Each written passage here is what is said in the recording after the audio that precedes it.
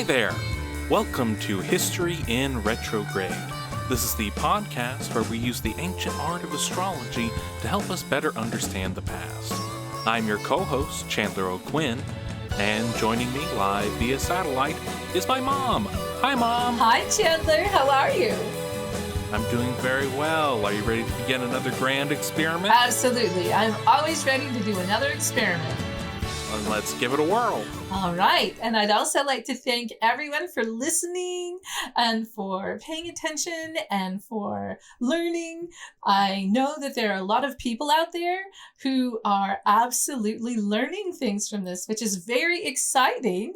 I am getting messages from people, and that's very, very good for my soul to know that somehow I'm helping people understand astrology a little bit better. Yes, it's great. We're getting people from all over the spectrum of knowledge about astrology and history, sending us messages that they are really enjoying this little cocktail that we've mixed up for people, and that's very nice. It's lovely, and we love you all. Thank you so much.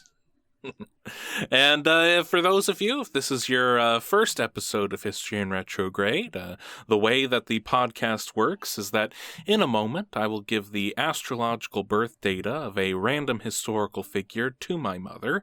Now you, the listening audience, already know who this historical figure is. It is in the title of today's episode. And I, of course, know who it is because I selected this person. But Mom has no idea who this person could be. So I will give her the data necessary to create an astrological birth chart. That is the birth date, time, and location.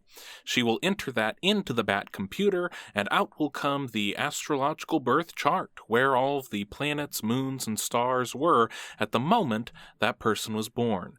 She will then give us an initial reading, doing her best to give us the personality traits, characteristics, fortunes of this mystery history guest.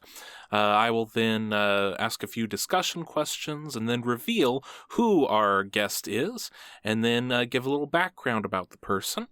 And then later on, we will discuss how accurate the chart was at predicting what that person would do.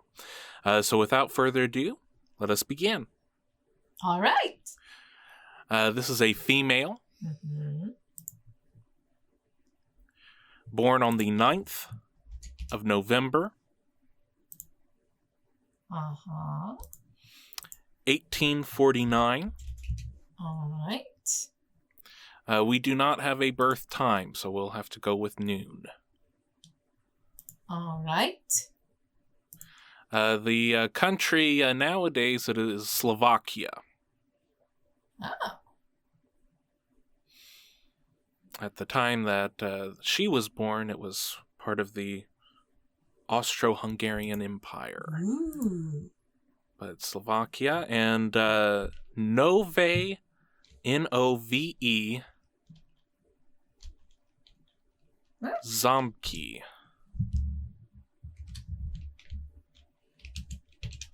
Is that 2 words? Oh, I see it.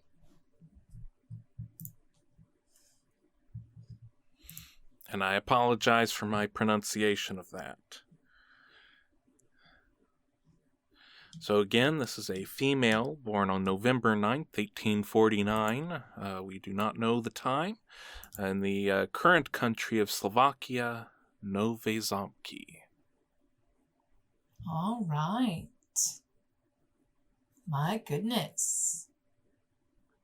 Interesting. All right.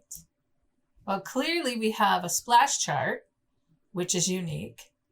This is the rarest chart that there is. Honestly, there are more charts that have more planets in, either a quadrant or a hemisphere. But this person clearly has planets all the way around their chart. Very interesting. All right. Okay, so since we do not know the birth time of this person, we're going to start with their planets, okay, and how their planets interact with each other, all right, just to kind of get an overview of this person, if we are looking at this person from consideration that they were born at noon, that would put their rising sign as Capricorn. Capricorn rising people normally seem to be in control. They are elegant dressers, sometimes even considered stunning in a very, for lack of a better term, like just elegant. They're elegant. Like they could be wearing something provocative, but as far as a woman, but they would still appear very elegant and composed. It's very interesting. And this person has Sun in Scorpio at 16 degrees, which per this chart is showing in their 9th house, which we don't know for sure. Their moon is in Virgo. Mercury is in Libra. Venus is in Libra. So they have Mercury and Venus conjunct in Libra. Mars is in Cancer. Jupiter is in Virgo. Saturn is in Aries. And Uranus is in Aries. Neptune is in Pisces. Pluto is in Aries. And their north node is in Leo. And their Chiron is in Scorpio. So, let's look at this. Neptune in the first house. See how their first house cusp is 20 degrees Capricorn, but then it changes to Aquarius here? Mm-hmm. And it also changes to Pisces here. So that's how narrow their house cusps are. All right? It's very interesting. You don't normally have, well, I mean, you can, but usually you'll have just, the house cusp and then one sign, but not necessarily two in one. 3? 1, 2, 3. Yeah, 3. Mm-hmm. Mm-hmm. So going by this chart, saying that this person has Capricorn rising, and their Neptune is in Pisces at 2 degrees in the first house, it would make them appear ethereal.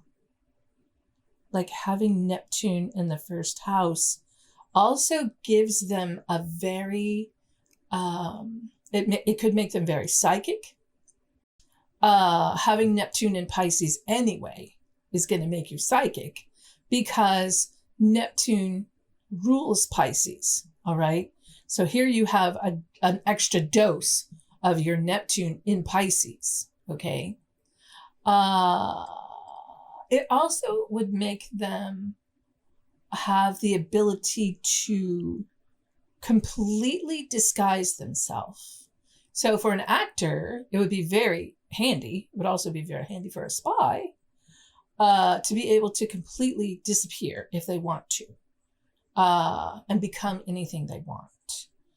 In this chart, we have Saturn in the 2nd house in Aries. Saturn in Aries in the 2nd house. Aries is the planet of war and desire and masculinity and leadership, but leadership like a general, And this person has Saturn in Aries at 1 degree and Uranus in Aries at 23 degrees. So Uranus is a planet of, Uranus rules Aquarius, Saturn rules Capricorn. So Uranus conjunct Saturn is a very interesting combination because they both want to oppose each other. Like Uranus is spontaneity and unexpected and futuristic and technology. And Saturn is very controlled, the teacher, what you learn. And they're both in Aries. The sign of direction and goals and war and all of these things. And then add to that Pluto at 27 degrees Aries, conjunct all of this Aries. And this Pluto is in the third house of communications. I don't know, man. This woman has the ability to be a spy. Like, she can hide. She has all this controlled chaos and power in Aries. Very interesting. Let me keep looking. Because I don't know for sure what houses these are going to fall in. You know what I mean? So she has fourth house cusp is Taurus, which would, if this were her time of birth, make her very happy in her home. Her home would be comfortable and inviting. Fifth house is Gemini in this chart. Sixth house is Cancer. And this person has Mars in Cancer. Wow, that's interesting, because all this Aries, this fiery power that she has, and then she has Mars in Cancer, which is like, can you take all that fire and channel it into something nurturing? Because Cancer is always going to be nurturing, unless it's fighting you, which is always backing up and fighting you, if it's that side of Cancer. But in this situation, I feel like this person has a lot of power to channel into this nurturing. And then seventh house cusp. Okay, so actually her fourth house cusp and her fifth house cusp and her sixth house cusp. Fourth is Taurus. Fifth and sixth are Gemini. Just slightly. You see how it changes right there, Chandler? Mm-hmm. Yeah, just slightly. And then the sixth house is Cancer. See, it changes to Cancer right there. Interesting. All right. And this person has North Node in Leo in this chart, if we're going by this, in the seventh house. That is not necessarily where her North Node is, but the fact that her North Node is in Leo is going to make her a natural leader. She is a natural leader. Whether she's leading other Leo aspects, like being a leader, like literally being one, which she has all this Aries, so she's got a lot of leadership potential, or if she's using it for, to help children or families somehow, entertainment, some forms of entertainment, performer or not. But it's at 29 degrees. So, interesting. And this also could change with, probably not, but it could possibly change, because see, it's 29. I want to say that's 29.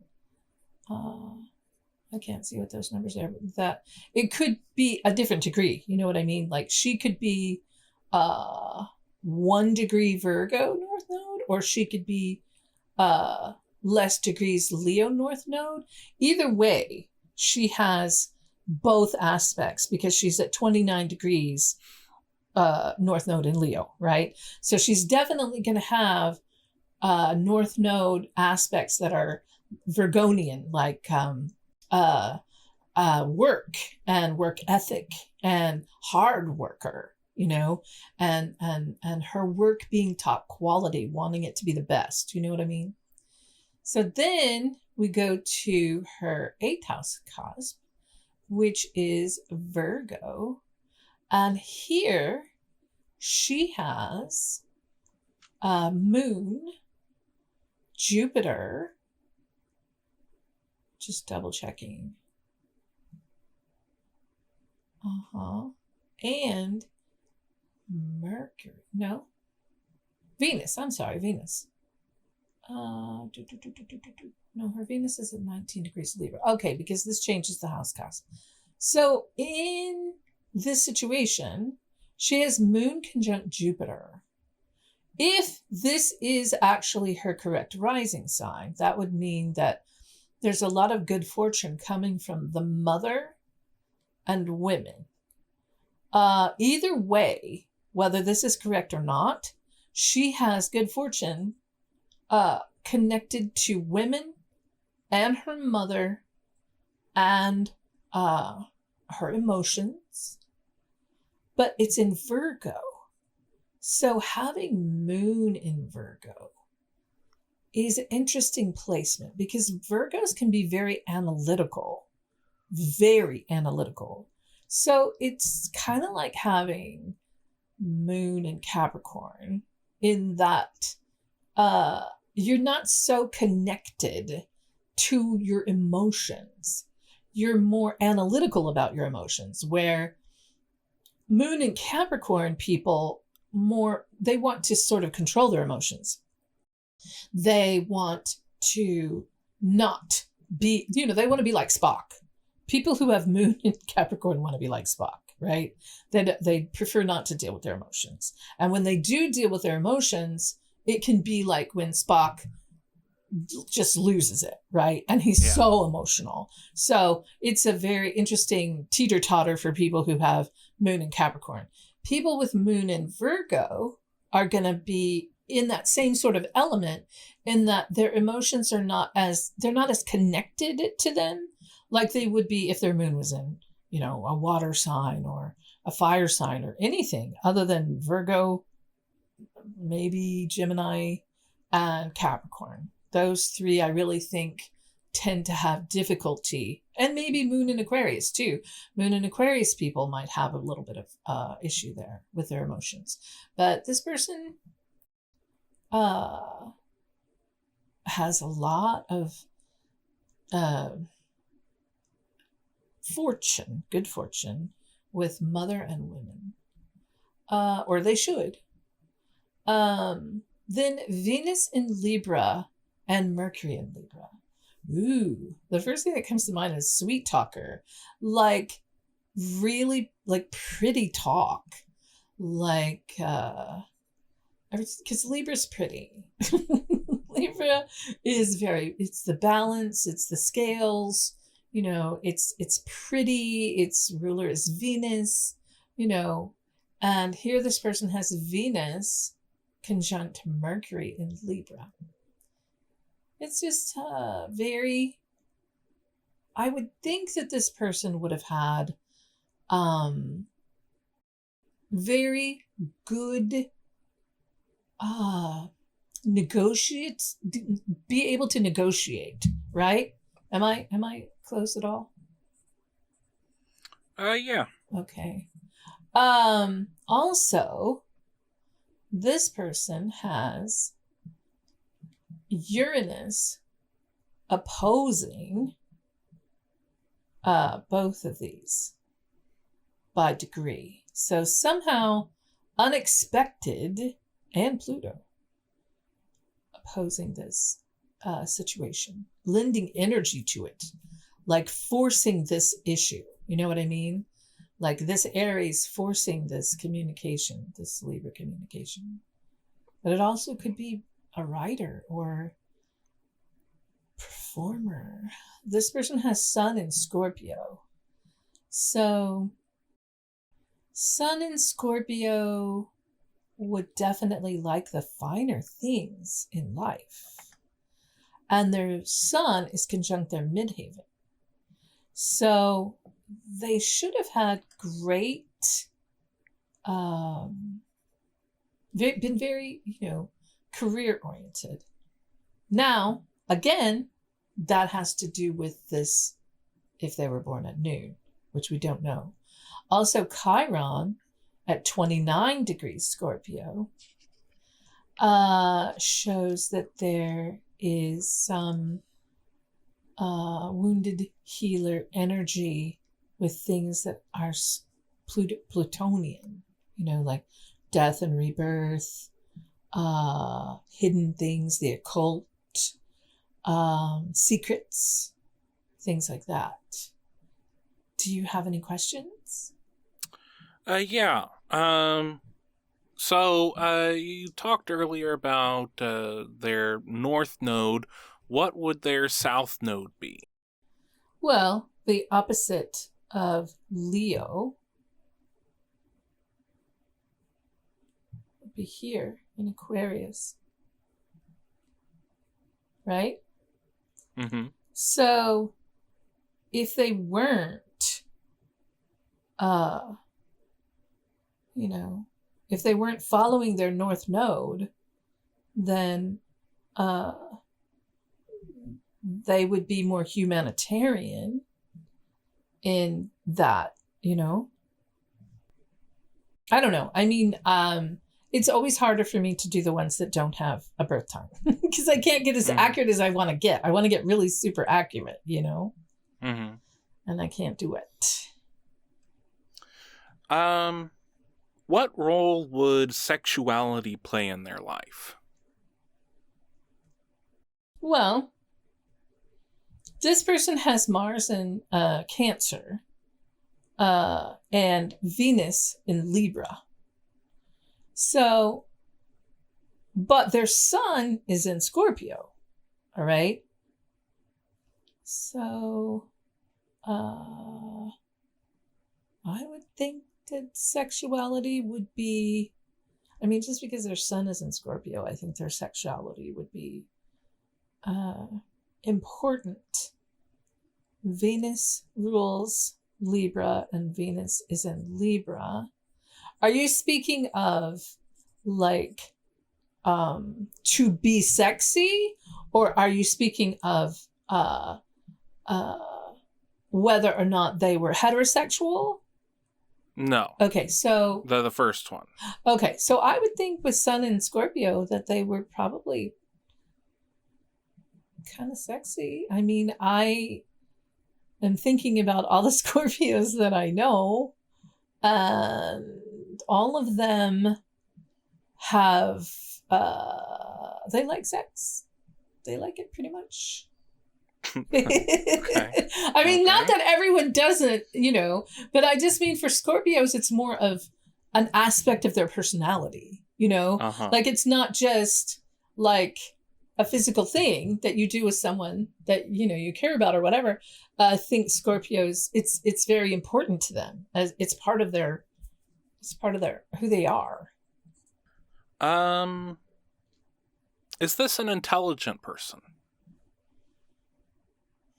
They have Mercury. Or an intellectual? They have Mercury in Libra. So having Mercury in Libra would make them, I would assume that it would make them pursue things, like poetry and classic things, classic novels. I would think that this person was really, a person who would pursue intellectual things, but more like not so much like if they had, Mercury in Gemini or Mercury in Aquarius or Mercury in a fire sign where they just were like, starving for more information. I would think that this person was more interested in pretty, I don't know, it's Mercury in Libra, so it's pretty. Okay. But it could be the other side of that, like, is super legal, right? To pursue legal knowledge and knowledge of, justice. I don't know if that helps. Okay. How would men react to her? Well, with Sun in Scorpio and Venus in Libra, and Jupiter conjunct Moon, and Leo as the North Node, and Mars in Cancer. I think men would like her. I think men would not, but I don't know. I mean, I think that men, I don't know. I don't know what a rising sign is for sure. So it's hard to say, but I mean, there's no reason for men not to like her. She doesn't have Mars in, I don't know, like Aries or, something that would put them off per se. Okay.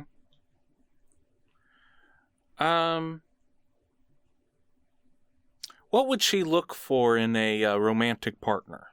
Well, she has Mars in Cancer. So she would be looking for someone who is nurturing and watery. I mean, she could, well, when you have Mars in Cancer, you can also be interested in anything that trines that Mars. Like she could look for another Scorpio. So, she could look for someone with Mars in Scorpio or Mars in Pisces, but she definitely isn't looking for a man. I would say she's not looking for a man to overpower her. Whereas some women who are really strong want a man who could overpower her, but doesn't. You know what I mean? So in this situation... So more of an equal? Mm-hmm, yeah. What role would travel play in their life? Well, if this chart was accurate at the time of birth, I would look to the 9th house. Okay. And in this chart, we have Sun and Mercury in the 9th house. So I would say that travel would be very important to this person. But since we do not know for sure what time this person was born, I look to the Jupiter, because Jupiter rules Sagittarius, and this person has Jupiter in Virgo, which would mean like this person their travel would be very organized and possibly have to do with medical issues or researching medical things or having to do with work,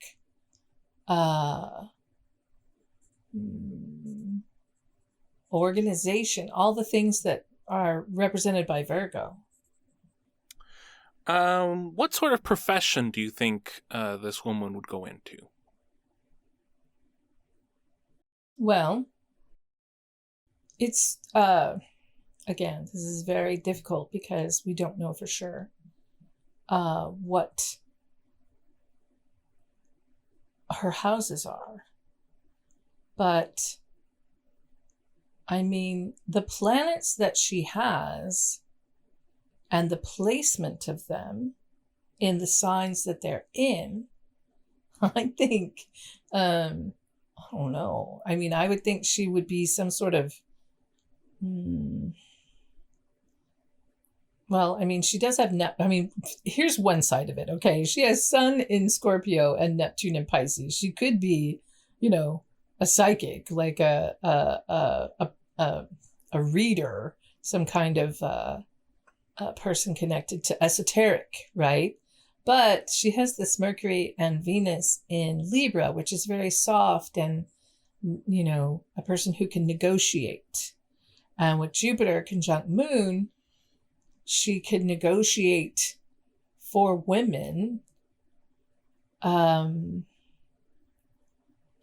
Mars in Cancer, that's very nurturing. So, I don't know. She could be anything from a very good spy to a very nurturing sort of educator to a person who would be pulling from their psychic abilities and be able to,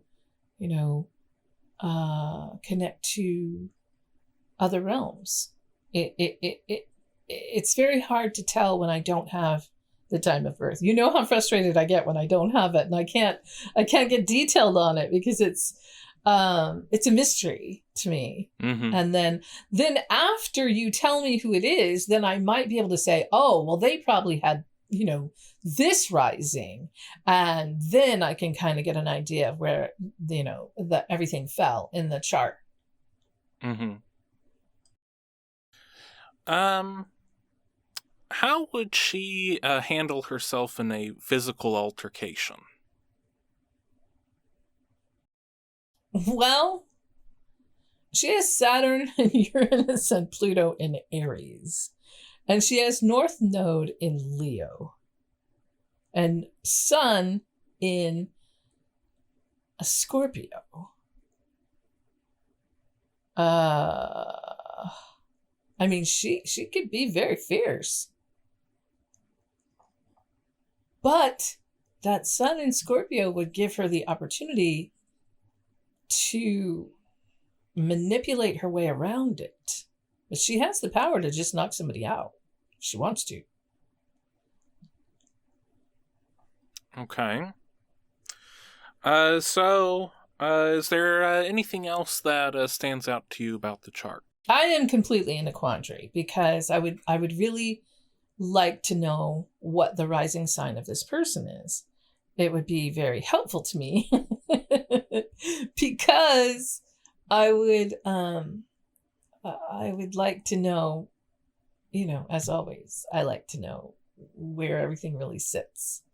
But I think I might be able to get more clarity once you tell me who it is, because if I'm not hitting on things for this person, I really feel like it's because we don't have the time of birth, as Mm-hmm. always, Yeah. And so all I can do is give you the planetary aspects of the person. And that's all that's my hands are kind of tied for the rest of it. Well, let's go ahead and do our summary of our findings. Okay. So this person can appear to be in control.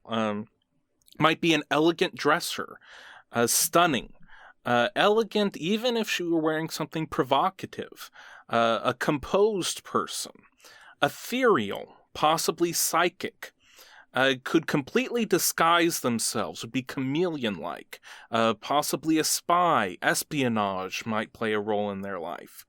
They would possibly be happy in their home. There would be comfort and inviting in the home. There's a fiery power within her, and she might be able to channel that fire into nurturing. A natural leader in Leo things, so could be leadership, could be family, children, could be entertainment. A hard worker and wanting top quality work. Good fortune coming from women and her mother. It could be a sweet talker or someone who communicates about pretty things. A good negotiator. Like the finer things in life. Would be a career-oriented person. Sexuality would be important or is a part of their personality. Intellectual pursuits, the pursuit of classic things, literature, poetry, possibly even legal things and justice.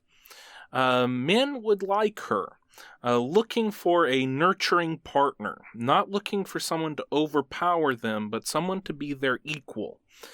Travel would be important.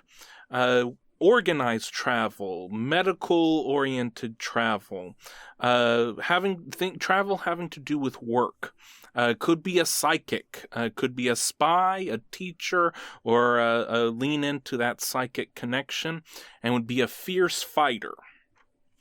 Did I leave anything out? No, that sounds about right. It's a very interesting chart. Yeah, I'm interested to see who this is. So, you are looking at the astrological birth chart of Mary Catherine Horney. otherwise known as Big Nose Kate. Oh. Big Nose Kate is best known for being the partner, the common law wife of Doc Holliday. She was one of the biggest characters of the Old West and was involved with the Earps and Dodge City and Tombstone and all of the things going on in the Old West. But she began her life as Mary Catherine Horany, born November 9th, 1849 in Nové Zomsky, Hungary. She is the second daughter of, I'm going to say it's pronounced Mihail and Katalin Horany. Mihail was a physician and a teacher. And there are a couple of different stories about how the family ended up coming to America. One of them says that Mihail was the personal physician of the Emperor Maximilian. Oh my. So when Maximilian, when they tried to make Mexico into a part of France, the whole Cinco de Mayo story, they got this Austro-Hungarian to Maximilian to go over to Mexico. He took his personal physician, the Mihail Horany, with him, and then things didn't go so well for Maximilian, and the Horanys had to get their way out of Mexico and come to the United States. Another less fantastic story is that they just immigrated to the United States, came through New York like everybody else did, and eventually what we do know for sure is that they found their ways to Davenport, Iowa in 1862. 3 years later, Mihail and Katalin, actually Katalin had died previously, but the stepmother, they both died in 1865 within a month of each other from illness. So the two daughters, Mary Catherine and her sister, eventually found themselves placed in the home of Otto Smith, who was a lawyer in the area. This was not the life that Kate wanted, and so she ran away. At the age of 16, she ran away on a riverboat bound for St. Louis. It is in St. Louis where she had her first encounter with the man that would be known as Doc Holliday. Holliday had just gotten his degree in dentistry, but was not able to actually open a practice yet, and so he had a friend in St. Louis who had a dental office, and so Doc Holliday was doing some work there, and they met, and it is very likely that Doc Holliday made a great impression on Kate's in her life. This very well-spoken, intellectual Southern gentleman and the very rough and rowdy West would have stood out. But Doc eventually went back to Georgia and to try and work on his dental career, and Mary Catherine stayed in St. Louis for a while.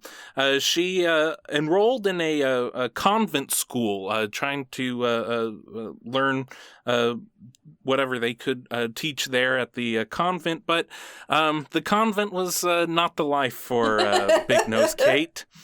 She would find herself in a more fitting position in Kansas. In 1874, she was fined. She was arrested for working as what they called a sporting woman. Oh! She was working at the brothel that was owned by Nell Earp. Nell was the wife of James Earp, who is the brother of Wyatt and Virgil and Morgan and James. Well, he was James Earp. But so this is where Big Nose Kate got her connections with the Earps. 2 years later, in 1876, Kate moved to Fort Griffin, Texas, and is there that she met up with Doc Holliday for the second time. Doc Holliday developed tuberculosis, and so he went out west to try to get the dry air that would hopefully prolong his life. And Doc Holliday, he tried to be a dentist, but figured he was a much better gambler instead. And with the sort of work that Big Nose Kate found herself in, they became acquainted very quickly. It is in Fort Griffin that Doc Holliday met Wyatt Earp, and it is very likely that Big Nose Kate was the one who facilitated that introduction. Kate already knowing the Earps from her time in Kansas. Wyatt Earp was in Fort Griffin on the trail of Dirty Dave Rudabaugh, and Dirty Dave was no friend of Doc Holliday, and so Doc Holliday gladly gave information to Wyatt Earp about the whereabouts of Rudabaugh. Then Wyatt Earp went back up to Kansas, and Big Nose Kate and Doc stayed in Fort Griffin for a while. Doc getting into the usual trouble that he did during a game that was played in one of the saloons in Fort Griffin. There was a man named Ed Bailey, and he was they were in a card game in the saloon, and Ed kept checking the discard pile. So after the cards had been used in the poker game, he kept checking to make sure that Doc was not cheating. Well, this was a great insult to Doc Holliday, and so the two started to get exchanging words and got heated, and then Ed pulled out a gun. Doc Holliday pulled out a knife and gutted him right there on the spot. Oh, no! So Ed was killed there on the saloon floor. Doc was arrested. He was sure that everything would be fine because this was a clear sign of self-defense, but it wasn't necessarily always the law that was out to hang a man. Sometimes there was vigilantes, and there were such vigilantes out in Fort Griffin that night, saying that they were going to hang Doc Holliday right there on the spot. So Big Nose Kate, she decided that she would come to Doc's rescue. She went into the town, found an old abandoned shack, and lit it on fire. While everyone was going to pull out the flames, she went into the sheriff's office, wielding 2 pistols in her hands, and demanded that the sheriff turn over Doc to her, which he gladly complied. And Doc Holliday and Big Nose Kate ran away from Fort Griffin. It is possible, what she says is that they were actually married in the time between they left Fort Griffin and the time that they arrived in Dodge City, Kansas. We do know that they signed the register at the hotel they were staying in Kansas as Mr. and Mrs. Doc Holliday, but that could have just been to make them sharing a room more of a propriety. Not really sure. There's no evidence to back up that they ever were married. There's other evidence saying that they were married in Georgia. It's a lot of confusing information about the Old West. But they stayed in Dodge City for a while. They apparently said they were going to clean up their acts for each other. So she would no longer be a sporting girl, and Doc Holliday would no longer be a gambler. He would be a dentist again. But this did not work out for very long. Kate said that she liked being a sporting girl because she, as that sort of woman, she didn't belong to no man or no house. There you go. Completely independent. Yeah. By the early or the late 1870s, early 1880s, Dodge City was no longer the boom town. People had their eyes farther west, and Doc's friends, the Earps, went out to Arizona, and Doc wasn't far behind. So Doc and Kate went out to Arizona. They spent some time in New Mexico, some time in Prescott and other parts of Arizona. Eventually, Doc found his way to Tombstone along with the rest of the Earps. Kate actually split off, and she ran her own boarding house in Globe, Arizona. But she would frequently travel the 175 miles south to go visit Doc in Tombstone. On March 15th, 1881, there was a stagecoach robbery outside of Tombstone, and I'm going to give you just enough of the information about Tombstone to get you sort of situated in the role that Big Nose Kate played in all this. This is certainly not comprehensive, but Tombstone being this new town, this mining operation that had opened up, well, there were people who'd been there for a few years before the mine was ever discovered. They were ranchers, had been in the area since right after the Civil War, and they didn't like the whole turn that the area had made towards the industry and all these Easterners coming in. They liked things the way that they were, and they eventually organized themselves and called themselves the Cochise County Cowboys. And they were involved in all sorts of illegal acts. They were rustling cattle from all over the United States and going into Mexico and stealing cattle from there too. And against the Cowboys were the Earps, who were these northeastern people trying to hold up industry and try and make Tombstone a respectable place for their business interests. And that set these two apart. So in March, when the stagecoach robbery happened, this just happened to occur at the same time that Doc and Big Nose Kate had one of their famous spats that they occasionally had with each other. And so the Cowboys were able to ply Big Nose Kate with lots of alcohol into signing an affidavit saying that she knew that Doc Holliday was involved in the stagecoach robbery. And this was a major allegation, especially since two of the men on the stagecoach were shot dead.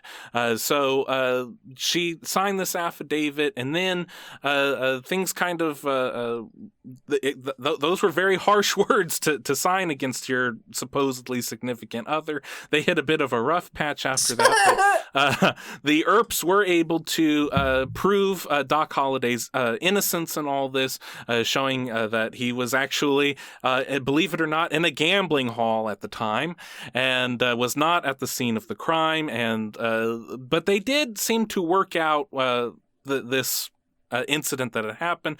Doc Holliday paid for Kate to go back up to Globe, Arizona, to go to her boarding house. But by the fall, Doc and Kate were back together. In October 20th of 1881, Doc and Kate were in Tucson, Arizona. They were attending the St. Augustine Feast and Fair. And it is there that Morgan Earp rode up to Tucson to fetch Doc, saying that the Earps needed help, that this was coming to a head between the Earps and the Cowboys, and that Doc was going to be needed for his sharpshooting skills.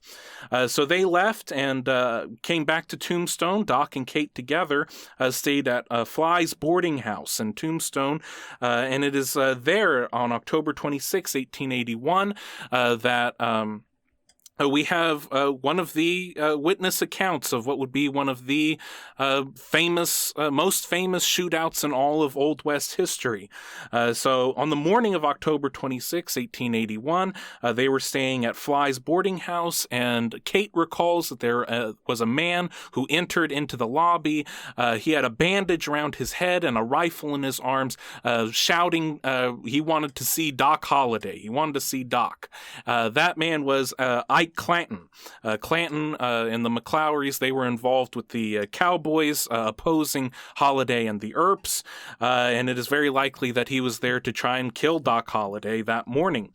He had a bandage across his head because Virgil Earp had actually pistol whipped him earlier that morning. Oh my.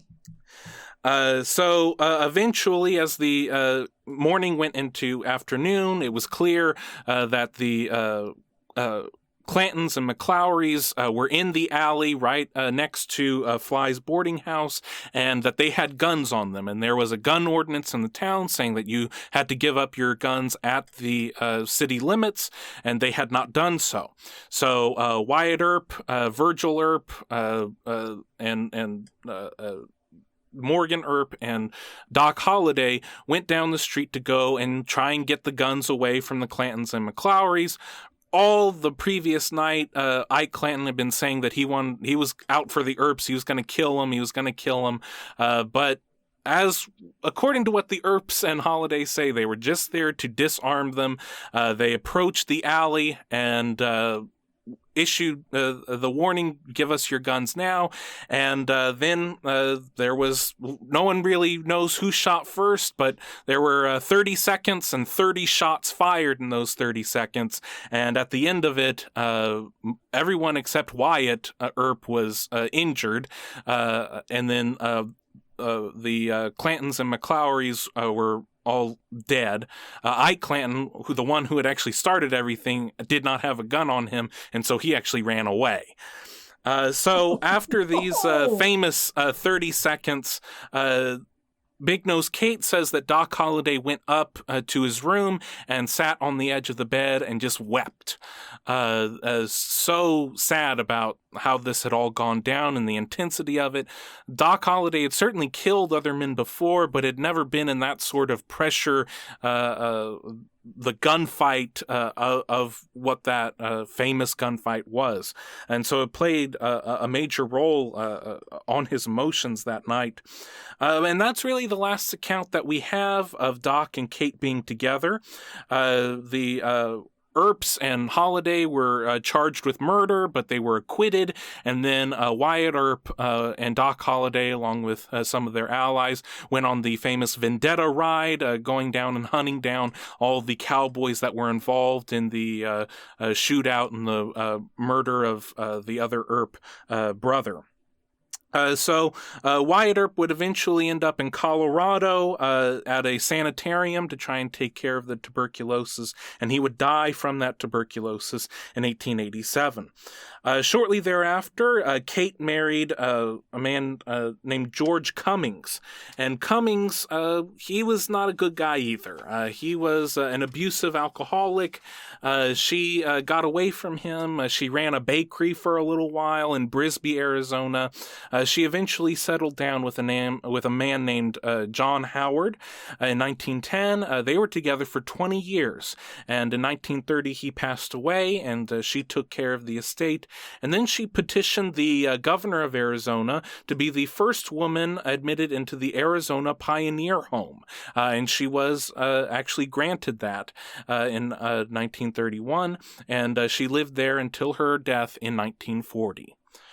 So, Big Nose Kate, one of the colorful characters. Big Nose, some people say that it's because she had an actual big nose, but Wyatt Earp actually said that she got the name Big Nose because of her strong, bold character, that she valued her freedom over anything else. And so it was about how strong and tough she was more than any physical appearance. But certainly one of the major characters of the Old West. Very, very, very interesting. And as you were, describing all of this history of her and how, her role played into all of the whole, shootout at the OK Corral, right? Is that what it is? Yep. Okay. So I'm sorry, I'm not as educated in Westerns and Western history as you are, Chandler, but interesting, is it not, that she's the key person? She's the reason Doc Holliday was there, because she introduced Doc Holliday to the Earps. It's very interesting. Now, she introduced Doc Holliday to the Earps, and she saved Doc Holliday's life so that he could be. And then Doc Holliday would later on go on to save Wyatt Earp's life. And so it's all very, without her, that whole situation would have played out completely different. That's very interesting. Now, what I'm hearing is that this person, this lady, Miss Kate, probably had Aquarius rising because of her extreme need for freedom and her independent behavior. And it pushes a lot of things around. Like, it would push this North Node into her 8th house. And the 8th house is sexuality and things that are ruled by, Scorpio and Pluto, right? So that would make a lot more sense in her career and how, a lot of her behaviors were. It's very interesting to see that, it would also push her sun here, probably. I'd have to, do some calculating. But if it moved her sun to the 10th house, her sun in Scorpio with midheaven in Scorpio could easily be a career as a sexual person. You know what I mean? So it kind of, for me, it makes more sense that she would have Aquarius rising rather than Capricorn rising, and push all of these things around as we go, right? So are we talking about a matter of hours? As in, it could be earlier that morning or later that afternoon? I would have to play with the calculations, but Okay. I'm thinking later that afternoon, because we want to push this to here, right? We want to push this first house cusp to here, and reevaluate everything. But it does sound much more reasonable that her North Node in Leo would be in the 8th house, not the 7th house. In her choice of career and her behavior, and how people saw her as so independent and untamable, Yeah. So that would make a lot more sense, because pushing her sun in Scorpio to the 10th house, sun is career in Scorpio, right? And midheaven in Scorpio. That makes a lot more sense. But wow, very interesting lady. She definitely, if that North Node in Leo was in the 8th house, then that would be, she she knew what she was doing. She's a leader, and entertainment. Entertainment in the 8th house, house of illicit things, secrets. Yeah, that would make a lot more sense. And her having her Mars, that would probably push her Mars. Maybe it might push her Mars over to the 7th house, which would mean male partners. You know what I mean? It would be partnerships with male partners, which she had a lot of those. One-on-one, I'm assuming, maybe other ways, but I don't know. But yeah, it does kind of, it pushes everything. So it could even push, her Pluto, it could push everything to where if she had Uranus and Pluto like in her 4th house, she would be moving all the time, right? She'd be, like she kind of did. So right. Interesting. That's what gets me about not having a time on these, and then hearing you describe the person, and then me trying to figure out, what does that sound like? And it definitely sounds like she was more of an Aquarius rising. Kind of a wild hippie chick. She definitely did what she wanted to do. So yeah, very cool. Very cool how she connected everything. She was the hub. Yeah. Of all of it. Nice choice, Chandler. Thank you. So is there anything else that stands out to you about what this chart could have been, or what this about anything about Big Nose Kate herself? Well, I think this is another one of the ones where we could do a separate episode, like we've talked about before, where we didn't have a birth time, but we were going to try to figure it out, by behaviors and the history, and see if we change the rising sign, how everything falls into the houses, Yeah. So I think this should definitely be put on that pile, because I'm very curious to see, redo the whole thing, which would take another hour, to do it with Aquarius rising.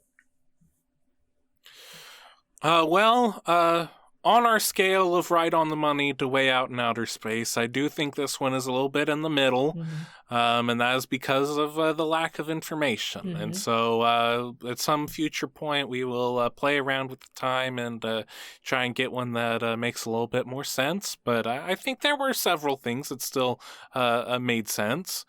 And I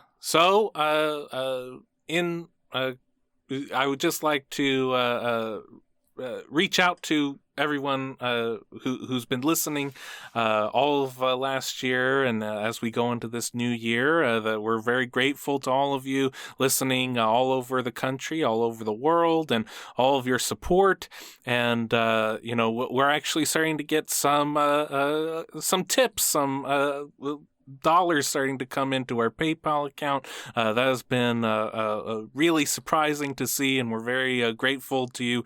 And again, that link is included in our episodes, and just whatever you feel comfortable giving would be very helpful for us to continue to improve the quality of the show and grow the show and the audience and everything.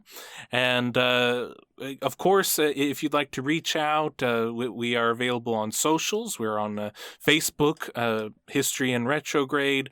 We are available on email. Please reach out with episode suggestions or comments, suggestions about the show. That is historyinretrograde@gmail.com. And we're also on Instagram @Retrograde Podcast. And as always, in conclusion, as long as the stars are aligned and their houses are in order, everything will be just fine. Yes, thank you all so much. The tips are wonderful and very, very exciting and such a surprise. And I think that we're well on our way into 2022, Chandler. Thanks to all of our listeners and the people who are actually emailing other people and telling them they should listen to the podcast. They're so wonderful. Thank you so much. Yes, thank you very much. Bye-bye. Thank you. Bye-bye.